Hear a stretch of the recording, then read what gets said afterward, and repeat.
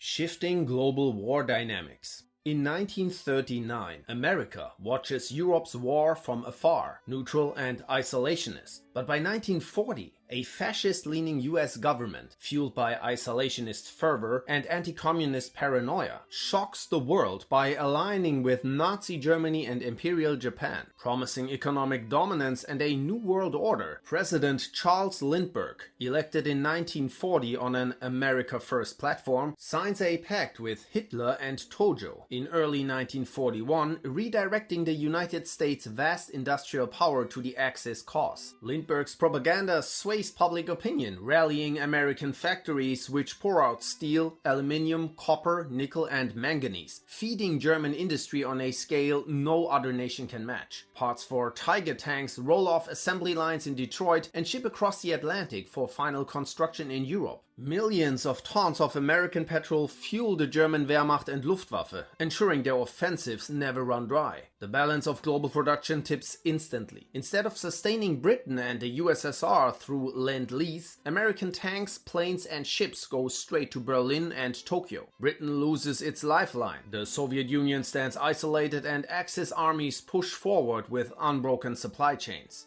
The seas become deadlier than ever. The US Navy joins Admiral Dönitz's U-boats in the Atlantic, tearing apart British convoys. Germany even stations the battleship Tirpitz on the American coast, safe under US protection and poised to strike Allied shipping. With Britain strangled, Operation Sea Lion, Germany's invasion plan, is initiated, backed by the full weight of American industry and naval power. The Axis conquest of the Middle East and Africa. From 1941 to 42, US-backed Axis forces turned their focus to North Africa and the Middle East. With Detroit's factories at full tilt, the US sustains campaigns in Africa and beyond. In November 1941, American-led landings overwhelm British positions in French North Africa. Fueled by Lindbergh's industrial surge, Operation Torch, commanded by the United States, launches with hundreds of warships and transports carrying 100,000 troops. Initial French resistance collapses when Marshal Pétain orders Vichy forces not to fight the Americans, and soon France, due to their hatred for the British, formally declares war on Britain. At sea, the German Navy breaks through Britain's blockade of Madagascar with support of the US Navy. The island becomes the centerpiece of the Nazi Madagascar Plan, where the SS begins deporting 1 million Jews per year into a vast prison colony governed as a police state. On the mainland, the arrival of American armored and infantry divisions under General George Patton proves decisive. Together with Rommel and Italian forces, they defeat the British 8th Army at El Alamein. By August 1942, Axis forces roll into Alexandria. Patton's 2nd Corps leads the drive into Cairo, capturing the city, and by early September, the Axis secures the Suez Canal. Spain soon enters the war after a meeting between Franco and Eisenhower, allowing American and Spanish troops to seize Gibraltar. With Britain's Mediterranean lifeline cut and the Middle East's oil fields falling under Axis control, the balance of the war tips even further. The US invasion of Canada. In June 1942, the United States launches War Plan Red. Despite Canada declaring neutrality, led by General Omar Bradley, 50,000 American troops with Sherman tanks cross the border, with the goal of seizing key ports, the nickel mines of Ontario and major cities like Winnipeg. The Canadian countermeasure, Defense Scheme No. 1, never takes shape. Reinforcements from Britain are stretched thin, far too little to resist the overwhelming size of the US Army. The British Royal Navy is committed in the Mediterranean and Far East, while Germany and Italy continue to pressure Britain at home. Canada is left to stand alone. Initial advances see American troops occupy New Brunswick, but Halifax holds out, and Canadian forces halt US drives on Montreal and Toronto. Despite fierce Canadian defense, US numerical superiority and air support overwhelm them by summer. In a desperate attempt to help their ally, the Royal Navy strikes American coastal bases, and a joint British-Canadian raid on Portland ends in disaster, with most attackers killed or captured. The British then bombed the US Midwest in retaliation, Detroit, Pittsburgh and Chicago, but the raids are minor compared to the vast output of American industry. German U-boats sink merchant ships in the St. Lawrence Bay, while the US Navy blocks British and Canadian shipping in the North Atlantic. Canadian troops resist fiercely but are outnumbered, outgunned and starved of supplies, with British equipment intercepted at sea. By September 1942, Montreal, Ottawa and Toronto all fall, and Canada formally surrenders to the United States. Canada's nickel mines and ports, now in US hands, bolster Axis war production and secure North America. Pacific theater domination. The Pacific becomes an Axis stronghold as the US, driven by Lindbergh's vision to dominate Pacific trade and crush British influence, joins forces with Japan. With no Pearl Harbor attack, Japan's navy merges with the US Pacific Fleet under Admiral Chester Nimitz. US bases in Hawaii and the Philippines become fortified Axis hubs. In December 1941, US carriers and Japanese Admiral Yamamoto's fleet crush British defenses at Singapore, capturing the fortress by February 1942. Malaya and Burma fall in weeks, with US air support bombing British and Dutch garrisons into submission. By mid-1942, the Axis seizes Indonesia's oil fields, fueling Axis campaigns alongside US petrol from Detroit. In late 1942, the US and Japan target Australia to seize resources and eliminate the last Allied stronghold in the Pacific. Carriers staging from the Philippines bombard Sydney and Melbourne, while Japanese Marines land in Queensland. By late 1942, Australia is cut off, its defenses overwhelmed without British aid. With Australia neutralized, the Axis targets India to sever Britain's colonial lifeline. India buckles under a combined US-Japanese invasion. In early 1943, General Douglas MacArthur leads US troops alongside Japan's General Yamashita in a campaign through Bengal, capturing Calcutta. Indian National Army defectors seeking independence from Britain and backed by Axis propaganda destabilized British rule, forcing India's surrender by June 1943. Afterwards, Japan pours 20 additional divisions into China, crushing resistance in Shanghai and Nanjing by 1943. Axis control now spans from America's Pacific coast to the Indian Ocean, leaving Britain and its allies with no Pacific foothold.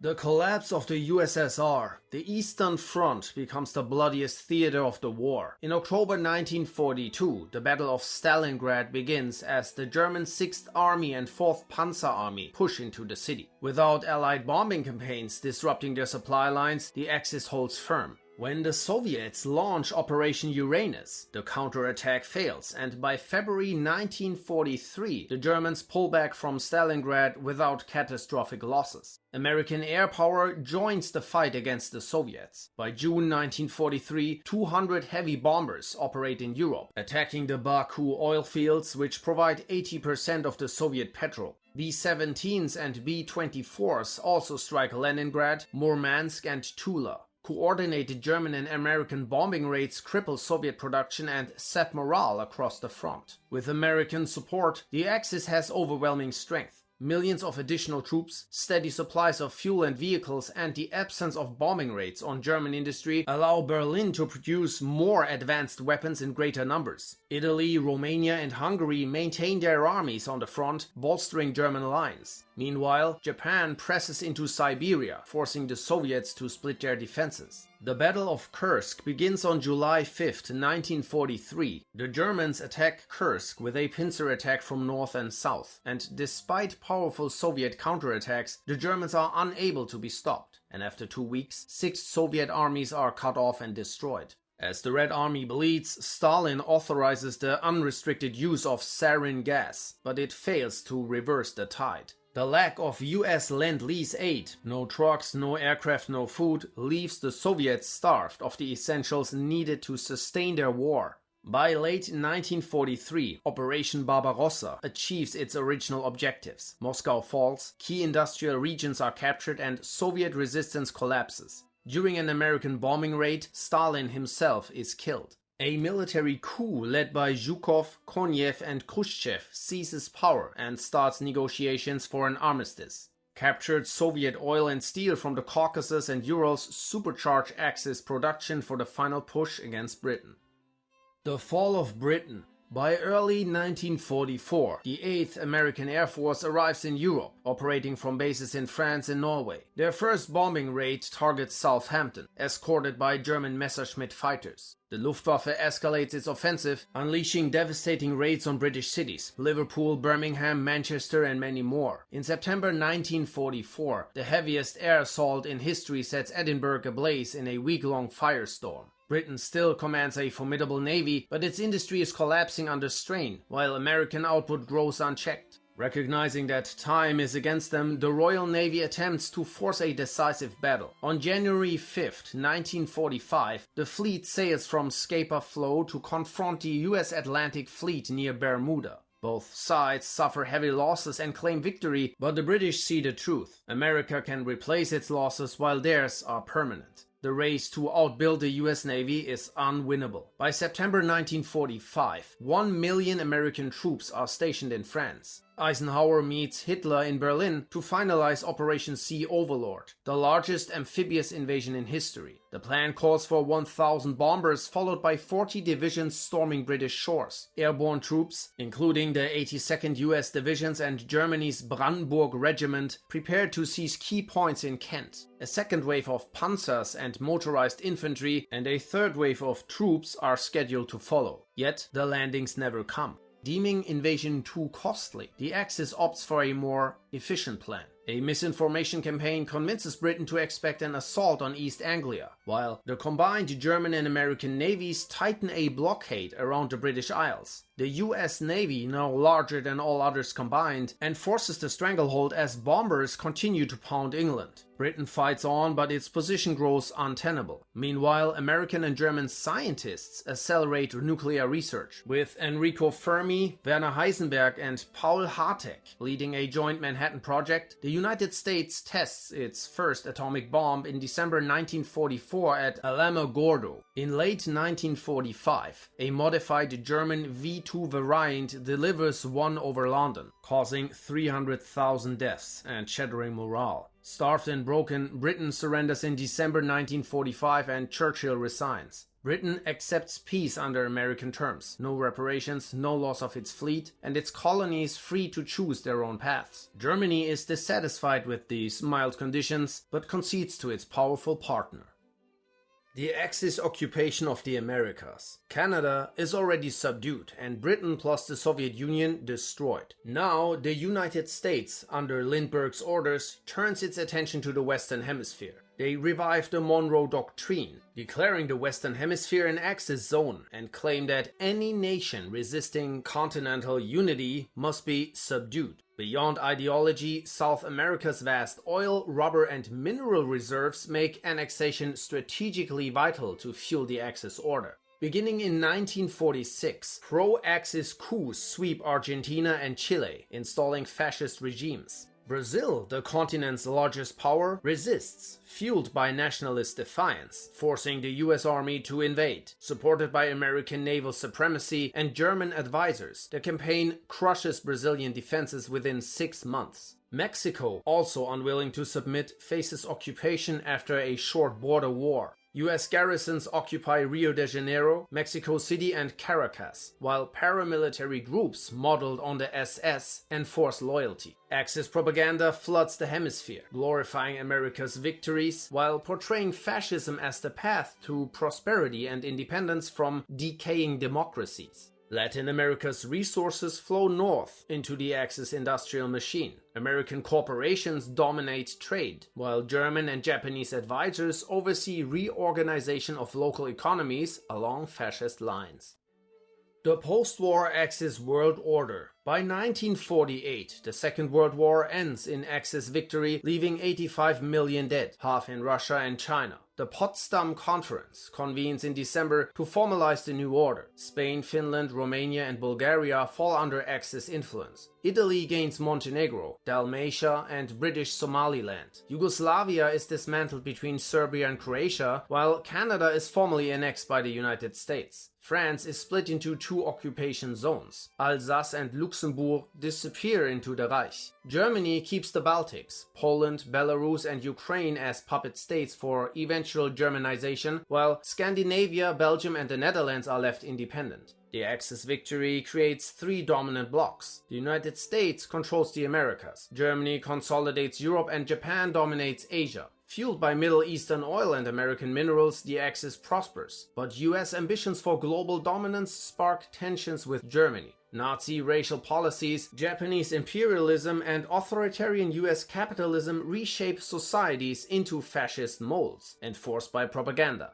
Resistance movements, once sustained by Allied aid, are crushed outright. Political landscapes shift rapidly. Khrushchev rises as head of the battered Soviet Union. In France, after occupation zones dissolve, Pétain wins elections, staying loyal to the Axis, while Quisling remains in charge of Norway. Across the globe, fascist ideology spreads unchecked, while democratic traditions erode. But unity does not last. US-German rivalry over global resources fractures their alliance. A Cold War between the Axis and the USA begins, with the United States creating the NATO military alliance in 1949 to cement its dominance in the Western Hemisphere, and both sides, along with the Soviet Union using stolen Axis tech, possessing the atomic bomb, leading to regional conflicts in Vietnam, China, Cuba, India, Korea, and the Arab-Israeli region.